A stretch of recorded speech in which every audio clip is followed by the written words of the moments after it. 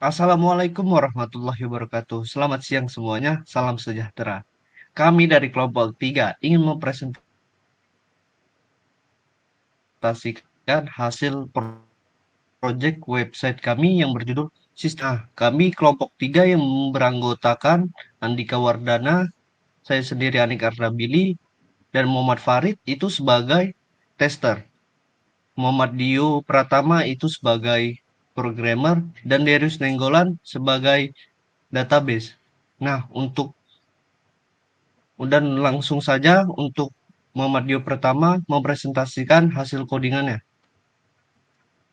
Terima kasih, Anik. Jadi di sini saya selaku programmer, saya akan mempresentasikan hasil proyek kami.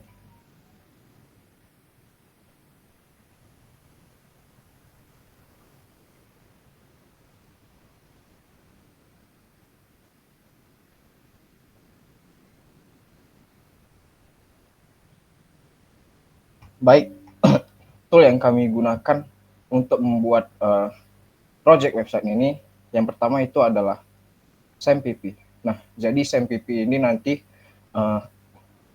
fungsinya membuat halaman website menjadi dinamis terhadap database. Kemudian ini project kami, saya akan membuka dengan cara Git Bash. Bagaimana caranya? Baik, berikut adalah caranya. Yang pertama, kita ketikkan kode titik, kemudian enter saja, maka project akan langsung terbuka. Jadi di sini saya menggunakan text editor Visual Studio Code. Kenapa saya memilih Visual Studio Code? Karena berbagai macam ekstensi yang bisa digunakan sehingga dapat memudahkan pekerjaan.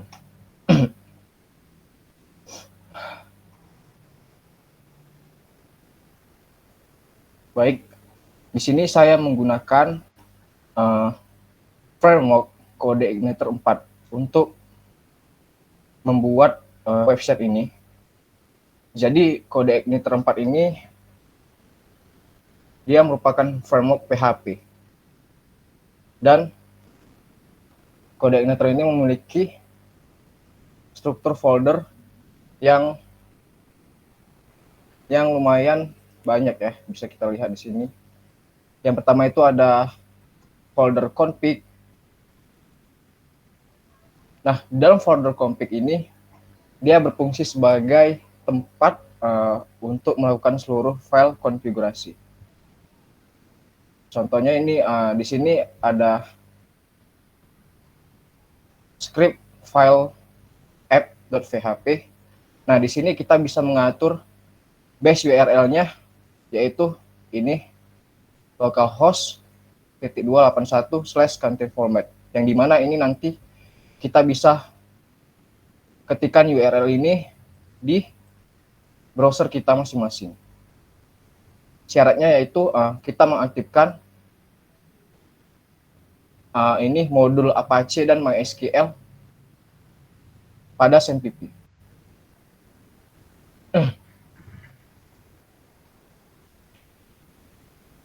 Kemudian di sini di dalam folder config terdapat routes, yang dimana routing ini adalah yang menentukan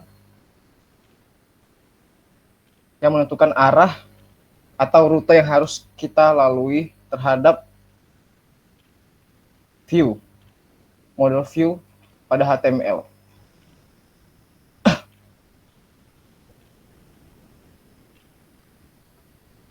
Nah, ini adalah semua rute yang ada pada sistem yang telah kami buat.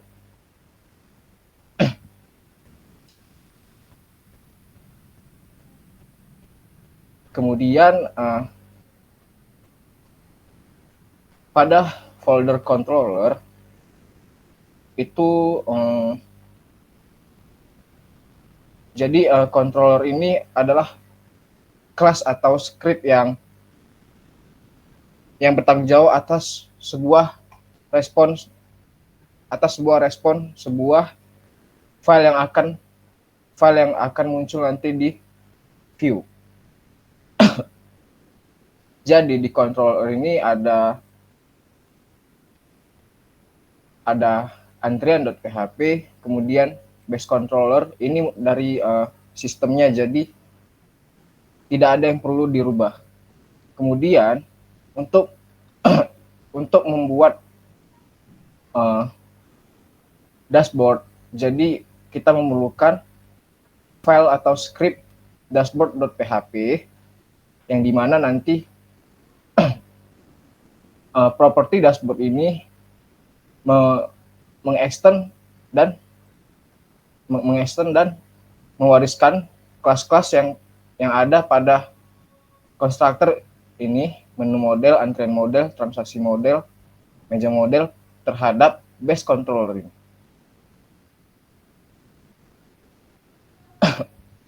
Dan pada controller laporan juga seperti demikian rupa terhadap controller antrian, yang dimana kita memiliki properti laporan dan mewariskannya terhadap base controller.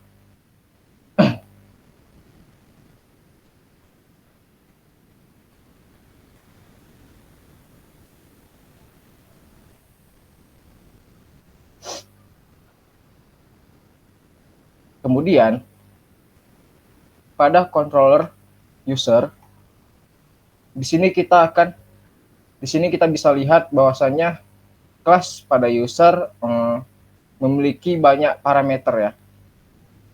Yang diantaranya itu ada parameter tambah, kemudian ada parameter hapus, dan parameter memuat data. Jadi di sini nanti di controller user ini nantinya akan mengkoneksikan dari file HTML terhadap file PHP di dalam folder views.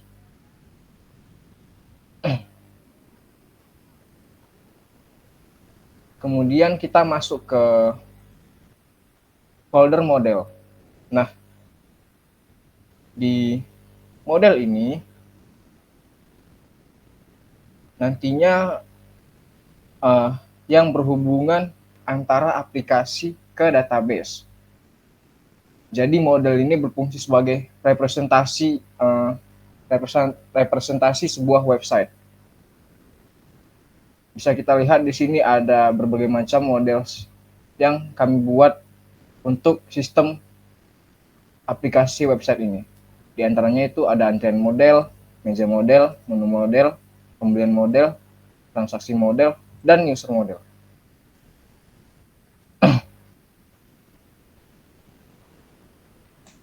Jadi model ini sebagai pengolah database CRUD yang menampilkan ke halaman view nantinya. Nah, berikut ini adalah field dalam kelas antrian yang terdapat nama, nomor meja, tanggal, status, dan ID user. Kemudian juga ini terhadap meja model yang berisikan field, nomor meja, status. Dan begitu pula dengan yang model lainnya.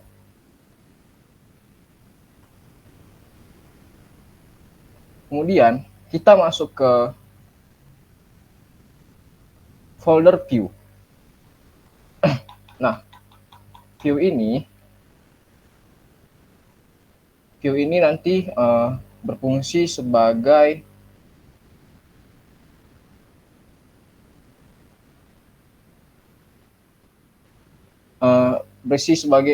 file HTML yang dimana nanti akan dilihat oleh user berupa tampilan dari sebuah websitenya. Nah, jadi views ini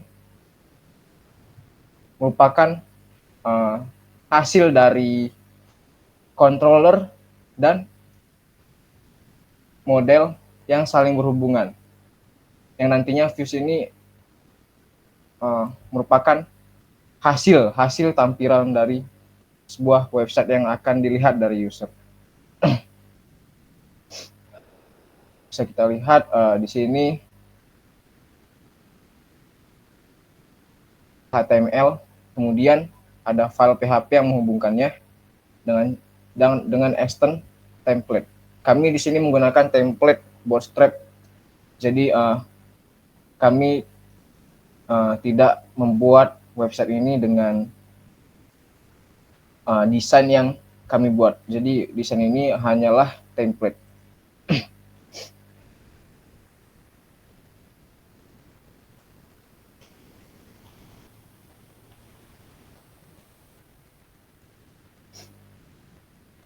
Nah, kemudian di folder public ini berisikan file-file yang apa saja yang akan kita input nanti, seperti gambar, kemudian icon untuk membuat sebuah website.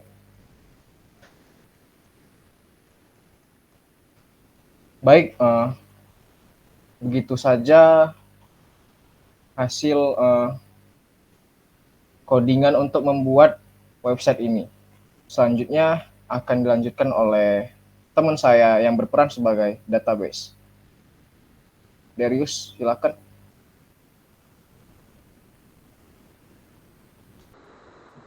Oke, saya di sini akan menjelaskan database yang kami gunakan untuk membuat web tersebut. Jadi saya akan menunjukkan database-nya.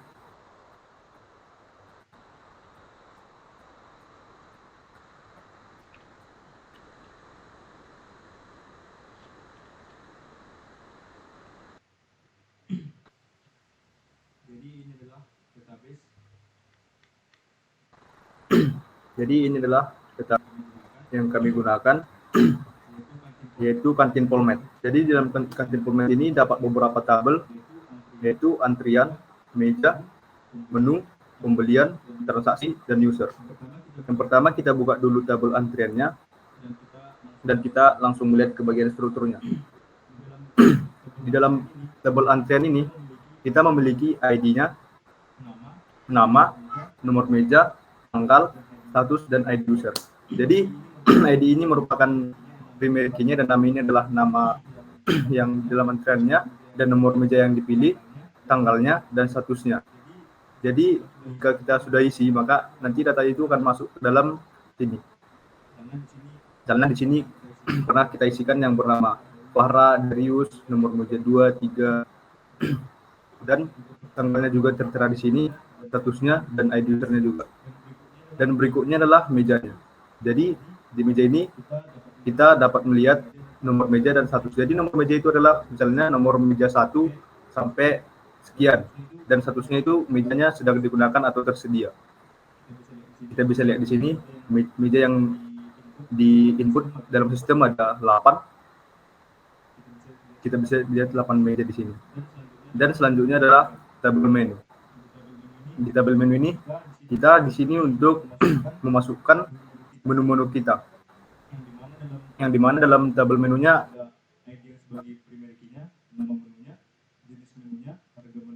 akan ada ID yang sebagai foto menunya dan status menunya.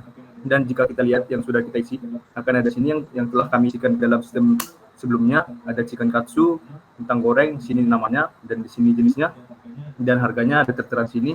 Dan juga tidak lupa dengan menampilkan foto sesuai dengan menu yang disediakan. Dan di berikutnya ada tabel transaksi. Di tabel transaksi ini akan ada ID-nya sebagai primary key-nya lagi, ID menunya, jumlah transaksinya, dan ID antriannya. Seperti ya,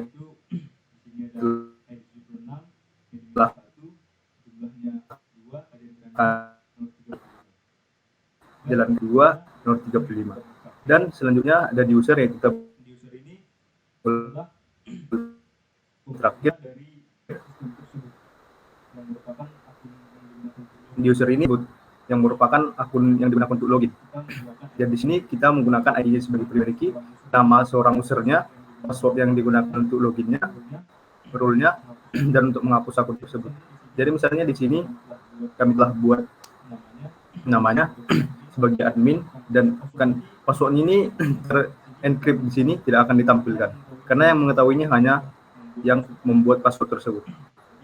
Jadi seperti itu yang telah kami buat database-nya untuk sistem yang telah kami buat tadi. Dan selanjutnya akan penjelasan tentang sistemnya tersebut.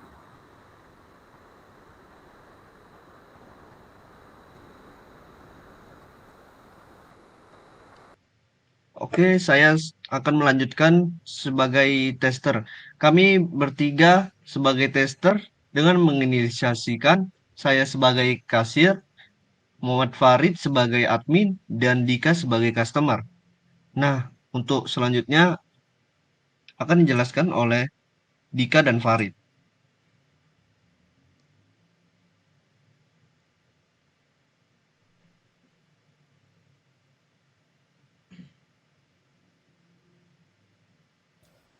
Ya, sebelumnya saya akan menjelaskan dulu sebelum masuk ke dalam user admin, saya akan menjelaskan dulu tentang kinerja dari sistem ini, sistem kantin ini. Jadi untuk pertama pada saat kita masuk ke halaman dashboardnya, kita sudah ditampilkan beberapa menu pilihan yang nantinya akan dipilih oleh sang customer atau Dika. Jadi misalnya Dika ingin memilih chicken katsu dan sang kasir akan menambahkan atau sang admin akan menambahkannya. Nah, pada saat mengklik tombol tambah, maka menu yang sudah dipilih tadi akan masuk ke dalam keranjang, menu keranjang. Nah, di menu keranjang ini sudah terdapat menu yang dipesan oleh Dika. Jadi untuk mengetahui bahwa pesanan ini adalah punya Dika, kita harus mengidentifikasi pesanan ini milik siapa dengan cara mengisi namanya dan nomor meja yang akan dia pilih untuk makan nanti. Nah, di sini sudah ada beberapa meja, kita pilih salah satu meja. Oh ya, untuk nomor meja itu meja yang masih tersedia. Nah, jika dia sedang digunakan, maka meja tersebut tidak akan tampil di sini. Nah, lalu kita akan buat pesanannya. Nah, pesanan sudah berhasil. Pesanan berhasil ini maksudnya akan masuk ke dalam data pelanggan. Jadi pada saat kita klik tombol siap ini, maka pesanan tersebut akan masuk ke dalam halaman login. Pada saat di dalam halaman login. Jadi kita untuk mengeceknya kita akan login terlebih dahulu. Di sini saya sebagai admin akan memasukkan password sebagai admin.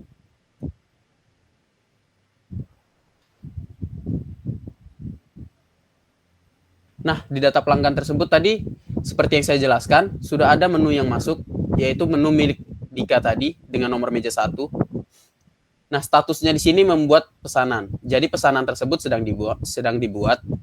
Lalu, jika pesanan tersebut sudah selesai, maka kita hanya perlu mengklik tombol pada bagian ubah, tombol dengan logo makanan dan minuman. Lalu, klik tombol selesai. Karena di sini sudah ada data makanannya, yaitu harganya, totalnya, dan jumlah pesanannya. Nah, lalu setelah makanan selesai, kita diminta untuk menunggu customer hingga makanan selesai. Lalu jadi pada saat customer sedang makan, status meja tersebut sedang digunakan. Jadi tidak akan tampil pada menu awal. Nah, lalu jika customer sudah selesai makan, ia bisa kembali ke kasir dan untuk membayarnya dengan cara mengklik tombol yang tadi, lalu di sini klik tombol bayar. Nah, setelah terbayar, maka kita hanya perlu memberikan struk yang ada. Dengan cara mengklik tombol yang di sebelah kanan, lalu klik tombol cetak. Nah, di sini kita jika ingin memberikan struknya kita tinggal print. Namun dikarenakan ini masih prototype, jadi kita hanya perlu cancel saja. Nah, pada saat di dalam halaman login admin ini, apa saja yang bisa dilakukan oleh sang admin? Jadi admin ini bisa mengubah menu, menambah menu, atau menghapus menu. Jadi caranya bagaimana? Jadi kita di sebelah kiri ada tampilan data master dan untuk pilihan menu.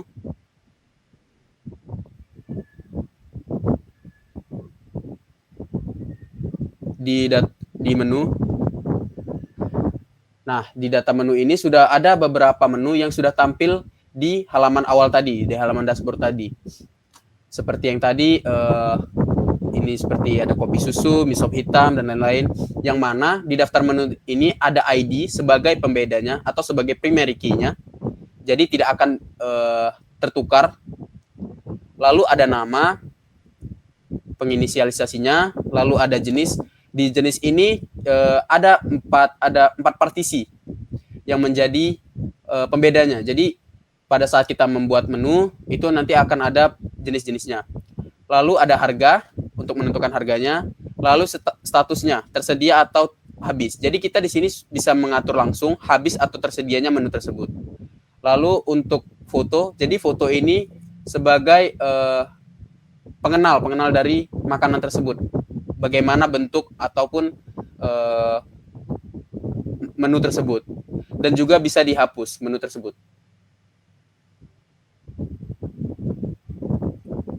Nah, lalu bagaimana jika kita ingin berinovasi atau ingin menambahkan menu yang ada? Di sini sudah ada tombol tambah. Kita klik saja. Nah, kita akan mengisi namanya. Jadi ini kita akan mencoba untuk equivalence testing. Kita akan mengisi namanya, misalnya kita isi di sini Indomie goreng.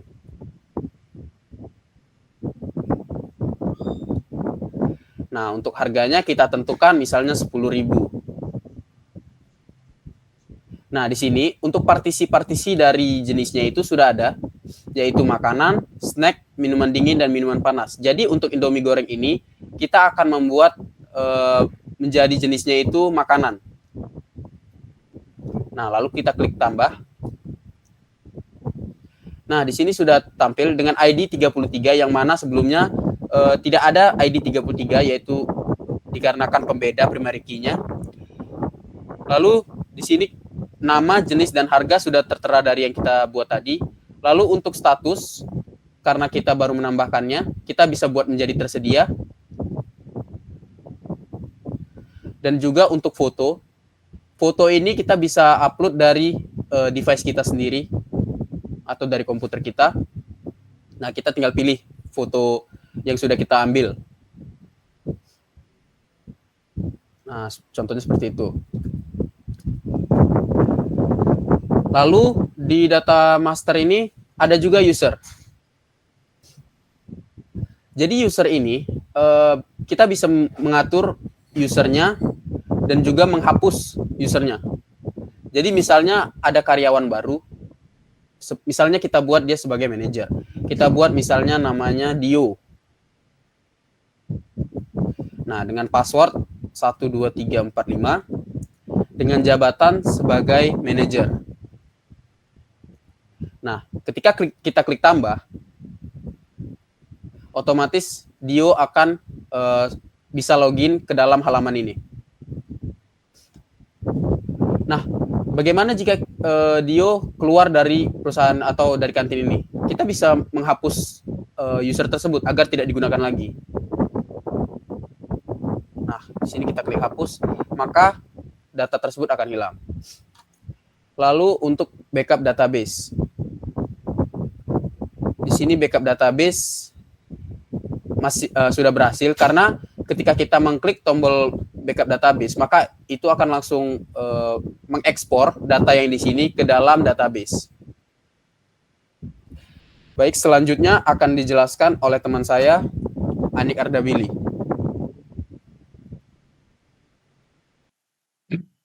Terima kasih kepada Muhammad Farid. Saya akan melanjutkan dari sistem login kasir. Nah, di sini kita langsung saja login sebagai kasir dan mengisi passwordnya dan mengklik login.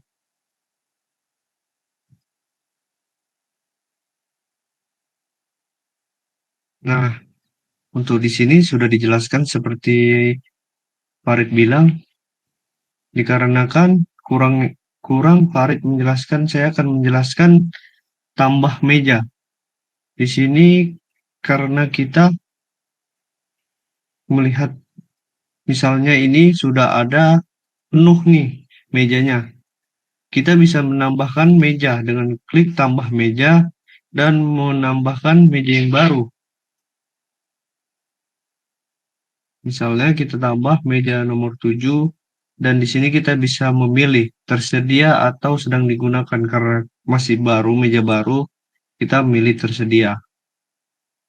Nah, maka akan muncul dan kita juga bisa memilih menghapuskannya. Nah, untuk selanjutnya kita masuk ke laporan. Nah, jadi kasir juga bisa melihat laporan keuangan berdasarkan waktu yang ditentukan. Misalnya nih, kasir ingin membuat laporan dalam waktu 1 tahun. Di sini kita tinggal menentukan tanggal awal tahun ini hingga hari ini. Di sini akan menampilkan seluruh laporan pemasukan dari awal tahun hingga hari ini. Dan juga total pemasukan selama ini. Dan juga kita bisa memilih melihat laporan menu selama 1 tahun dan juga kita juga bisa melihat laporan selama 1 tahun ya. Dan juga di sini bisa kita melihat rinciannya. Nah, kenapa laporan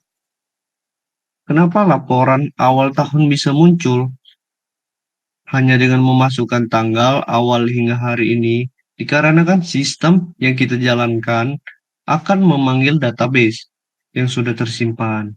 Gitu. Nah, secara non-functional testing, web yang kami uji ini responnya sangatlah cepat. Misalnya kita logout, nah responnya sangatlah cepat.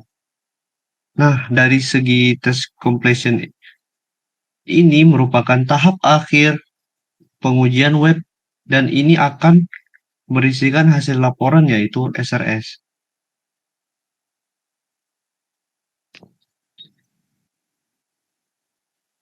Selanjutnya dibawakan oleh Andika Wardana.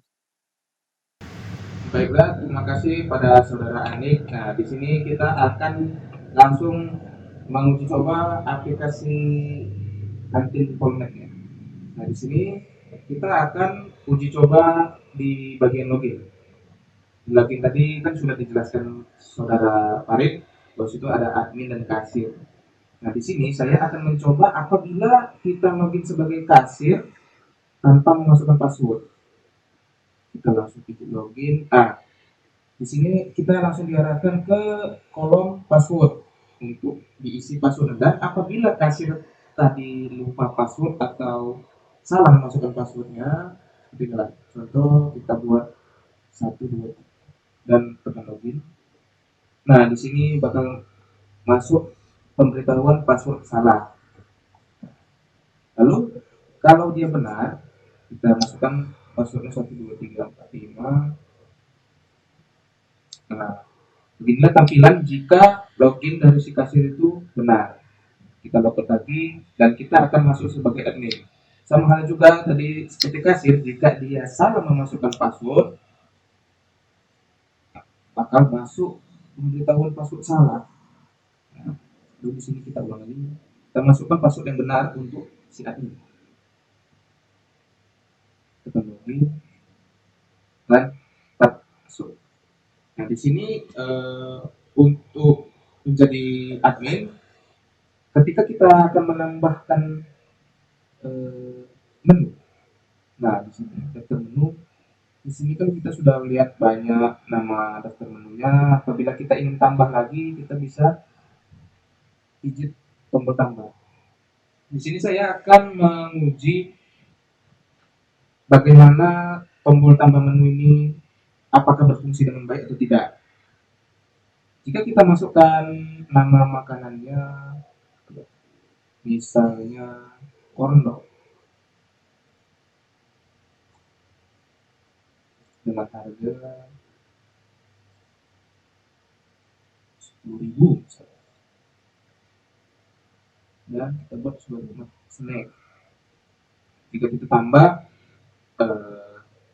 kita juga sudah pasti tahu kalau dia tertambah di sini dengan ID-nya 33. Dan jika kita hapus, foto tadi hilang. Apa di sini kita akan menguji kalau misalnya si admin tadi mengisi nama daftar menu, namun ada yang lupa ketika mencatat. Misal kita buat jasuke, jagung susu keju, jasuke. Nah, dia atau si admin tadi lupa meletakkan harganya, namun dia sudah set tipe makanan itu sebagai snack. Jika kita tombol tambah, nah kita diarahkan kembali ke kolom harga. Itu apa? Supaya si admin tadi harus mengisi list harganya tadi sebelum ditambahkan ke daftar menu. Nah, apabila si admin tadi ini kita udah buat lah harganya ya, si admin kelupaan nih mau buat nama makanannya, harganya udah tertulis, udah tertera 15.000, dan dia pengen buat sebagai minuman dingin, tapi lupa input namanya. Kita klik tambah, sistem tadi bakal nyuruh kita tuh isi nama dari menu yang kita inginkan dahulu sebelum kita tambah. Ini saya akan ketik misalnya marimas dingin, mas dingin.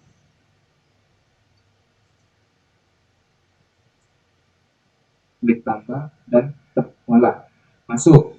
Nah, jika kalau untuk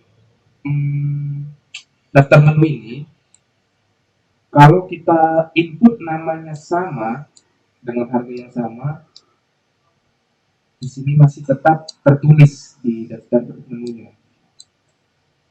Karena sebagai pembeda dari setiap daftar menu ini ada pada ID.